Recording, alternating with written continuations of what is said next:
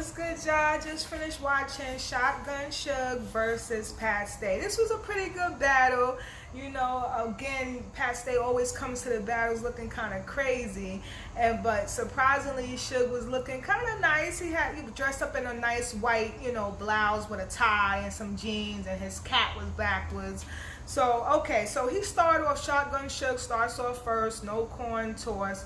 So he had this judge concept, also talking about his crap and him relapsing on crack. That's an angle I see a lot of battle rappers using. Also that he's racist, this racist angle, but I noticed the crowd didn't like that angle. Okay, so he say something like, big gun, Patrick can be a ghost, making faces, cut his bitch. Remember that Ghost movie Patrick Swayze played in? Then he say, bang, bang, bald heads come major pain.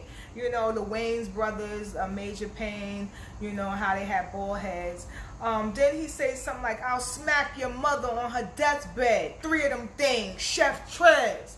Yo, Suge was really in his bag, I must say. He was doing great. Then he says something like, white boy hit harder than glass, Bill Walden. Like, he was really going in, in the first round. So I really enjoyed Suge's first round. Then here comes Pat Stay with his colorful outfit on. He literally, y'all, had a colorful suit, black shades, and a black fedora hat. So I'm like, why he always looking crazy in battles? So he was just saying to Suge, look at me and look at you. If I smoke crack, that's something you should look into. Being his usual funny self, his comedian self. Then he said something like, talk about him and Hitman battle, no pocket tap. Basically, that wasn't a bar. He was basically talking about Shotgun Suge being in a battle with Hitman Holla, and how Hitman Holla not threatened, but dared Suge to pocket tap him, saying, I dare you, I double dare you, and how Suge was shook and that he never pocket tapped him. So he used that as a good angle. Then he says something like, I don't care if he's only 12, that little sucker could catch a 1 and 2, talking about Suge's son. Trying to get under, I noticed Pat Stay likes to try to get under his opponent's skin. And the crowd actually started booing him a little bit because, his jokes, some of his jokes wasn't really landing, I must say. So he ends it after a while. So I must say I had to give that first round to Suge. Suge was just spazzing that whole first round. To me, Pat Stay, he was kind of lax in the first round. So now going to round 2, Shotgun Suge say something like, I ain't the judge, I can't get you life, but I could get you death. And I was like, wow, the way he said it, pointing the gun at his face. And then he was telling him he had this prop. Somebody brung out a picture. So before the person hold up the picture, he was like, you told Sharon to look at you while you was drilling him. Off the rip, I thought you was talking about killing him. Oh no, but you was feeling him, ... I got cold evidence, y'all. And then he had somebody come on stage with this picture of Pat Stay and Sharon literally sitting really close to each other, and Pat Stay had his hand over Sharon's lap. So that looked very suspect. The crowd was like, oh, couldn't believe the picture. It looked really, really suspect.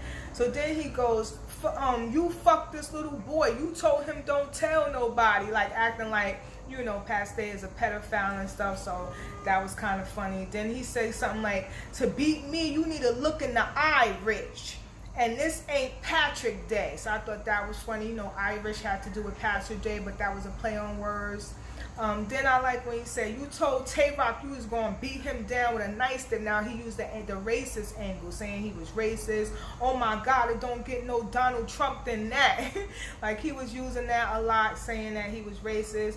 Then he was like, I would pocket tap you, but I might not get, but he said, but I might get poked by a syringe. Like he was going, or when he said that, the crowd was roaring, because we was wondering why he was pocket tapping him. But his thing is, he probably got a syringe. So now Pat Stay goes, so he was really phenomenal in the second round. Shotgun Suge was really good in his bag, spazzing. Now Pat Stay I could tell it hit a nerve to Pat Stay. He was like, you a fully loaded shotgun, but this slug won't leave his shelf. I thought that was a nice line. Thought white man can't jump till I come with the shot and got him. He acted like he was about to dump on Shotgun Suge, but he goes, got him. So that was kind of funny.